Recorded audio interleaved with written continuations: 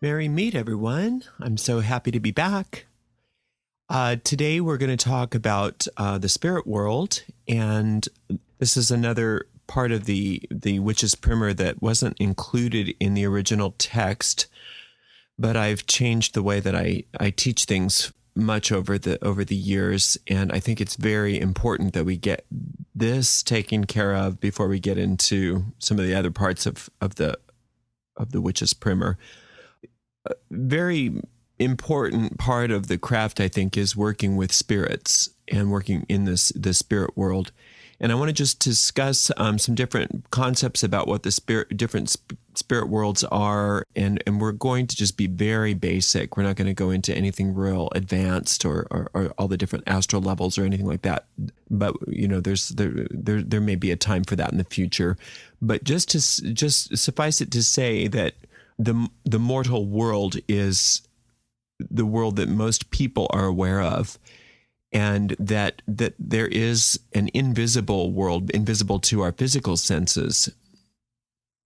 And in fact, everybody is, this is my perspective and my understanding and my experience, actually, is that we're all spirits. We all live in the spirit world already. But we also have physical bodies which enable us to do a lot and to learn a lot. But there's a lot more going on than meets the eye. And most witches are aware of this, and it's an important part in many of our workings. Many witches, myself included, utilize the different spirit worlds and entities therein, and communicate with them and work with them in harmony in order to obtain whatever results that we're looking to obtain as part of our craft. The way I learned it and still understand it, spirit is indestructible and it's immortal. It doesn't die. In the world of spirit, there are different levels. Just like there are different levels of evolution in the physical mortal world.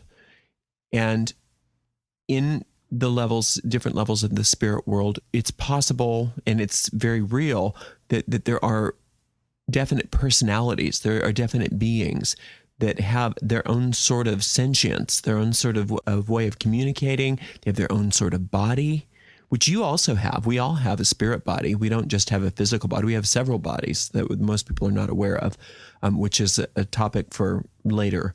But just suffice it to say that the physical is not the only type of form there is. There are other kinds of forms and different levels of spiritual beings have different types of forms, different types of bodies, different personalities, different minds, different abilities, different levels of evolution. And because it's something that's not seen with the physical eyes or dealt with the physical senses, the spirit world is oftentimes a source of great fear for many people because they don't understand it. They haven't been educated in it. They haven't had any direct experience with it. And so it's scary for them. And that's also wrapped up, I think, with our own fear of death because we don't know what's on the other side. As a result of that, a lot of spirit dealings have been dealt with very irresponsibly by different religious systems. And we've cut our noses off to spite our face and gone around our lives with blinders on and been completely neglectful of a very important part of the universe, and that is our connection to spirit.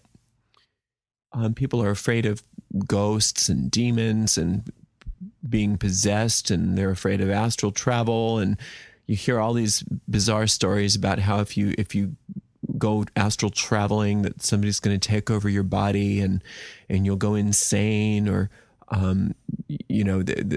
all kinds of weird stuff, which in my experience is just not the case. It's just not the case. It's just like anything. There are different types of beings on every plane of existence, and some of them are nice and some of them aren't. Some of them are helpful and some of them are not helpful, and you just have to learn how to be responsible in your dealings with the spirits.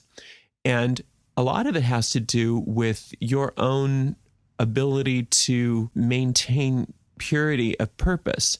And that's why before I even start talking about this kind of stuff and give you exercises to work in the spirit world, I'm very clear that I want you to utilize, if not my methods, some methods of grounding and centering, spiritual purification, and even my version of trance work has a lot of protection involved with it. You notice that orb of light exercise that I gave you is a very protective exercise on top of being able to allow you to access deeper levels of consciousness. So before you worry about working in the spirit world, it's important that you get your own spiritual vehicle strong and protected. And in my experience, the physical world is a lot more dangerous than the spirit world.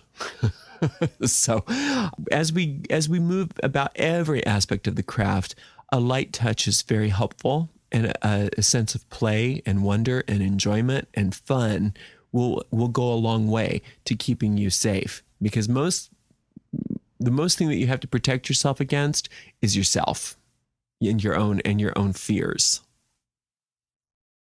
There are many different beings that we will encounter in the other side, as so to speak. There are spirits of deceit, of ghosts and shades. There are people that are recently deceased. Some people believe in a heaven and a hell. I have not experienced that to be the case. It's just not the case. There's just different levels of evolution. And a ghost, whenever I've come in contact with one that is your typical, your poltergeist activity type ghost, is usually someone who's cranky, is mad that they're dead, doesn't know that they're dead, has some sort of unfinished business, has some sort of unfinished addiction or attachment to the world, and is refusing to let go of the past and their old body, and not willing to move on to the next thing. I don't usually deal with them because it's just not my talent, and it's not my calling in life to deal with deceased people and people that are earthbound, and I'm not good at it. So I don't have much to do with them. I've seen them and dealt with them, and there's nothing to be afraid of with them. It's just that they're not going to pick up a gun and shoot you or anything, and it's just not what I choose to work with. Then we also have nature spirits. Now, with the nature spirits, there's several different kinds of nature spirits that I've encountered. There's land spirits. I know you've experienced different vortexes of energy, I'm sure, by going to different places in nature. Some have different just personalities, and you can feel the different personalities within them. And those are either individual land spirits or a collection of communities of land spirits who live there. And they are extremely powerful, very helpful if you know how to deal with them properly. Then there's the elementals, and the elementals are spirits of pure element, and those are your fairies and your gnomes and your trolls and your undines. So the traditional names for the elementals are the earth elementals are usually gnomes or trolls, and people that have seen them, they're your typical elfin-looking creatures that you can see. They're like the Snow White and the Seven Dwarves kind of looking. That's how they often show up, as just little people, as little hardworking earth dwellers, and most people who have seen them have seen something like that. Then for the element of air, you've got your sylphs, which are, when you do see them, they're very difficult to see because they're usually very transparent. But when you do see them, they show up as very Tinkerbellish. I know it sounds silly, but it's not, because remember, a lot of these fairy stories were based on sightings and then turned into lore later.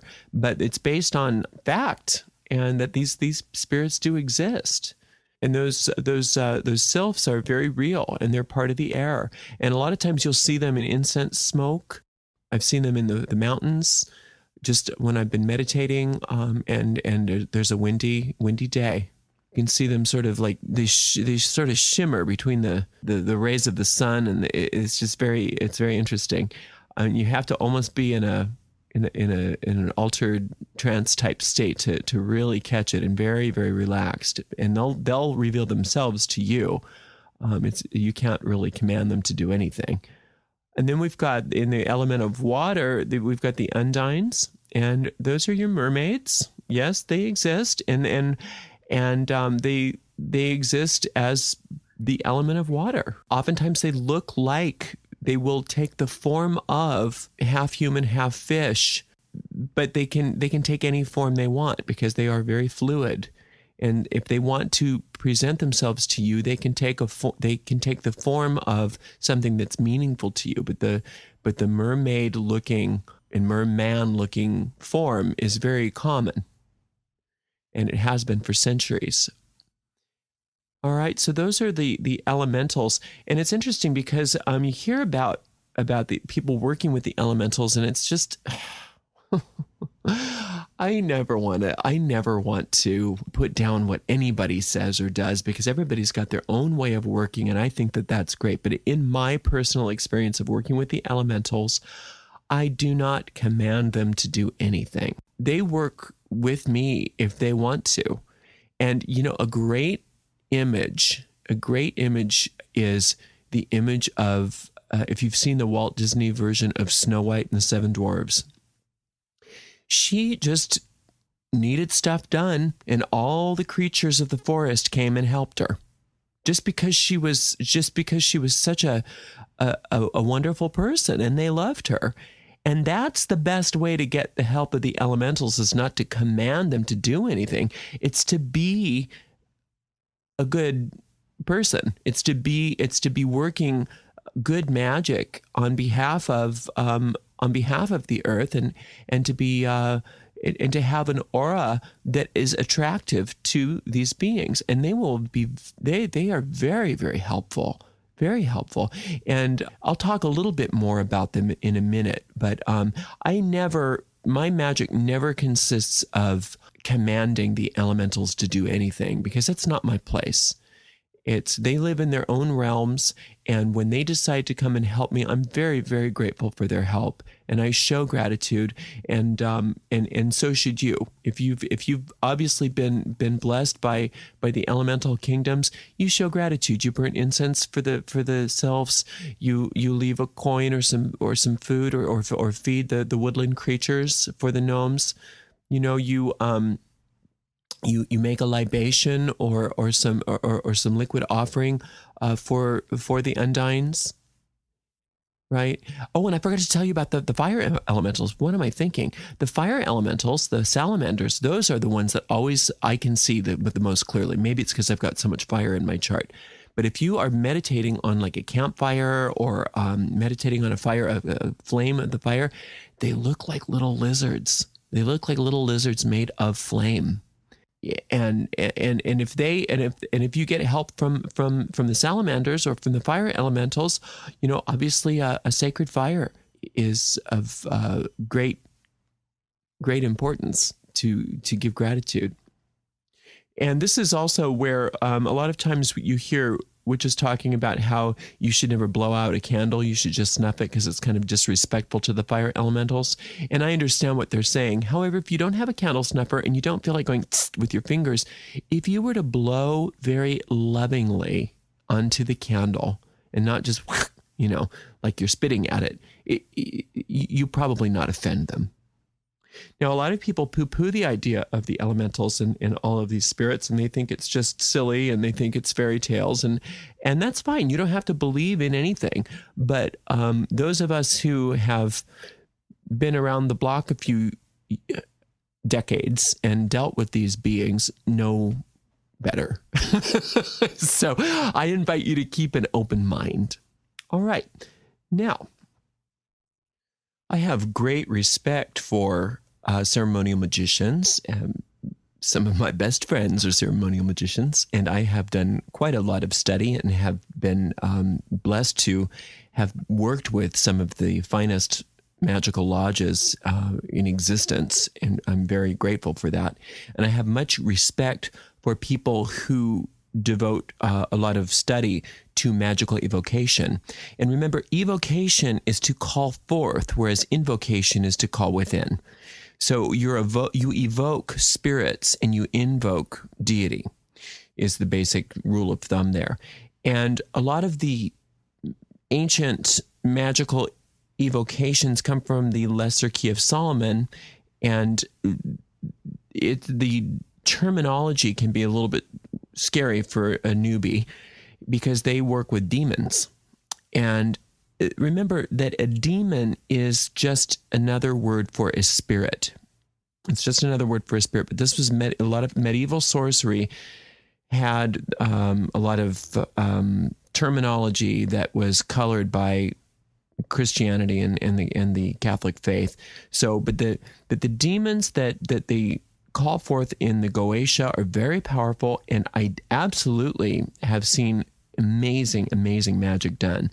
I do not personally work with the Goetia, and I personally do not evoke spirits into a triangle of manifestation. It's just not my cup of tea. And what a triangle of manifestation is where you are trying to either A, get physical manifestation of a spirit, and or B, you are needing to contain that spirit because they might be unruly and you do not want them to contaminate your magical circle. And it's very, very precise, very well-trained magicians that work with this, and they're wonderful. I, however, even though I do evocations, all the kinds of evocations that I do are with spirits that are very friendly to me and that do not need a triangle and that are very easy to work with. And that's what we're talking about here. When we're talking about evocation, we're not talking about Goetia and we're not talking about demonology. Although I'm not saying that those things are wrong. Please get really clear with me, because it's not wrong. It's actually quite powerful. And it's a wonderful study if it's something that you're interested in, but that's not what you're going to find here.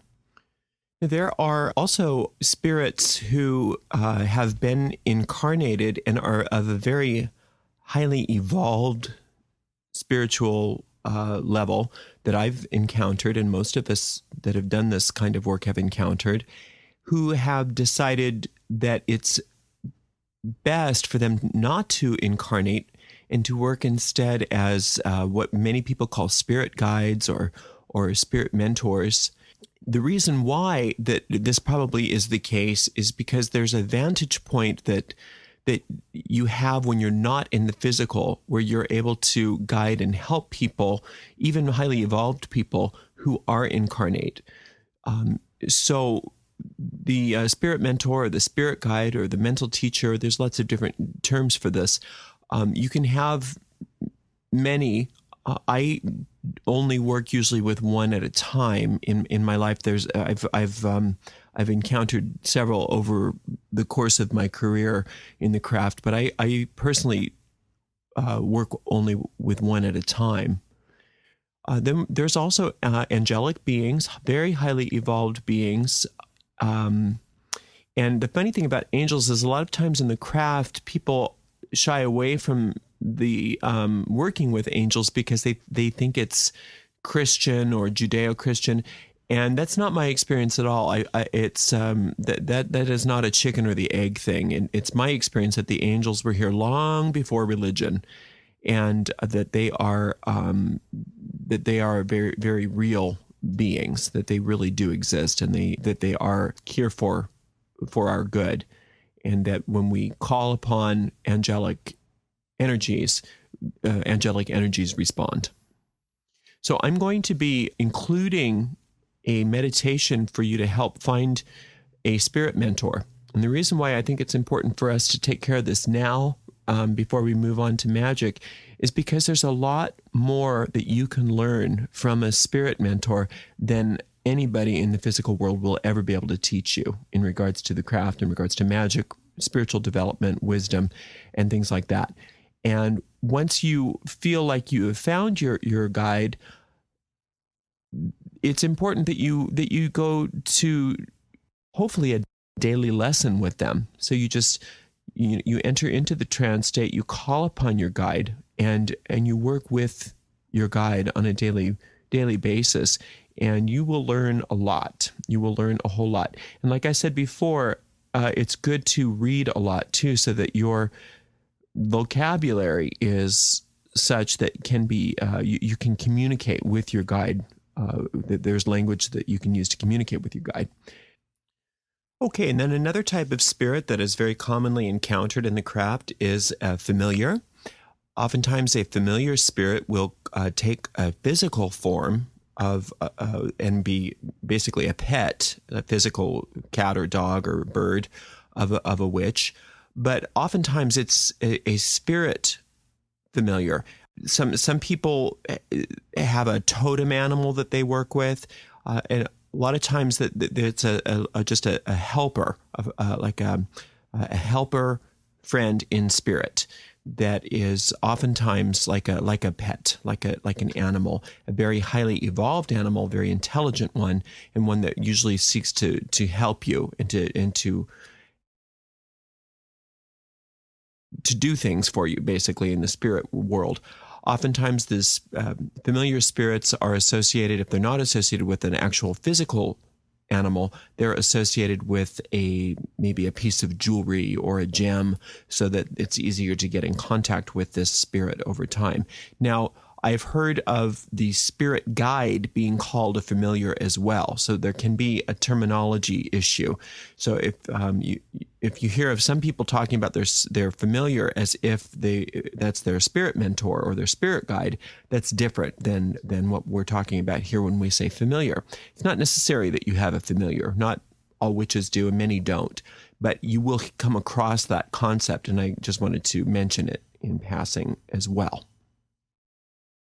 And then obviously we also have deities. We have gods and goddesses. Now there's many different types of working with the god and goddesses. Typically, most witches work with an earth goddess and a horned god. Sometimes we work with, sometimes we see the horned god as an earth deity. Sometimes we see the horned god as a solar deity. Sometimes as a combination of both. I see the horned god as the mystery of photosynthesis, the sunlight made manifest on the earth. Many of us work with pantheons of deities. Some witches do not work with deities at all. They are non-religious witches who prefer just to work with just to work with the spirit world. There's a lot of leeway that you have here. There's no right or wrong way. I just want you to be able to have a sense of exploration and discovery and open-mindedness, so that you can discover for yourself what the spirit world is. If you're working with gods and goddesses, work with them, call upon them. The thing about the spirit world is they can hear you. You can talk to them. When you call upon these beings, you can have a conversation with them. Now, the only thing about that is they can only answer back to you if you've developed your sense of meditation to the level where you can hear a response internally. But if you need help with something, understanding something, you have questions about something, ask out loud. That's what your altar is there for. You can come to your altar, you can call upon whatever spirit you're working with, whether it be a deity, angel, spirit guide, whatever, and say, and have a little chat. Have a little chat with them. And it's unbelievable. It's uncanny what results you will get just by doing that kind of magic, even before we get into spell casting, just by chit-chatting with the spirit realm. Now, the thing about that, think of the difference between somebody who's very dark and foreboding and scary, and that's the kind of personality that they're trying to develop. That's the kind of spirit they're going to be hanging out with. That's the kind of neighborhood they're going to be hanging out with.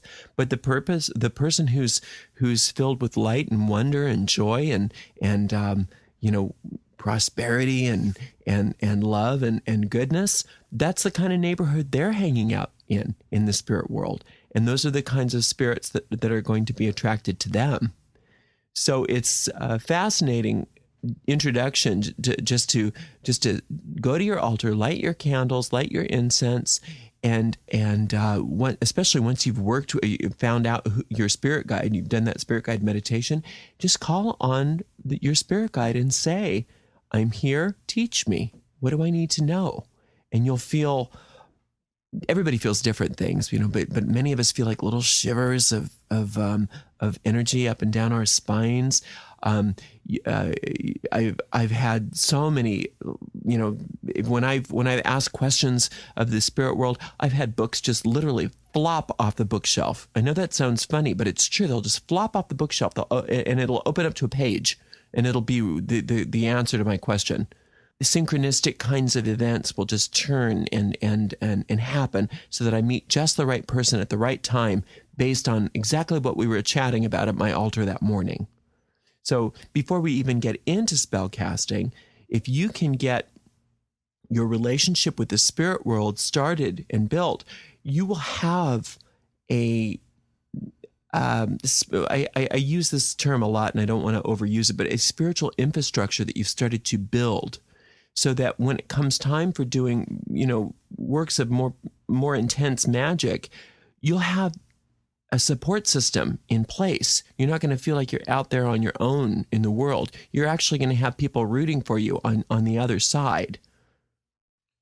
And I just want to say, too, about the spirit guide meditation, or any meditation for that matter, especially guided meditations, don't worry about a thing. If you don't get something out of it, that's fine. That doesn't mean you didn't get anything out of it. If you don't see something, if you don't hear something, if you don't feel something, that doesn't mean that nothing happened. Just take it for what it is. Let it be. Let whatever happens in any kind of magic or meditation, let it be what it is. And that's a great thing about having a magical diary, is you just take note of what happened, what you did or didn't see, I should say. And then as things transpire, things will start coming together for you. It'll start making sense. So if, like, in the meditation, I'm telling you to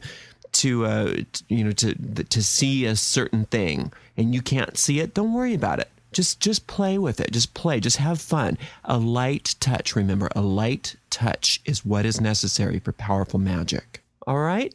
So this is just a real basic precursory lesson into the fact that, yes, there are spirits. Yes, they are there. Here's some of them, not all of them. Here's some of the types of spirits that you may encounter. And then what I would recommend is that if you haven't already, do the grounding and centering every day. Hopefully you've been working on your spiritual purifications of some sort or another, because that'll keep you clean and focused, so that when you start working in these realms, that you're not going to have confusion or problems or issues.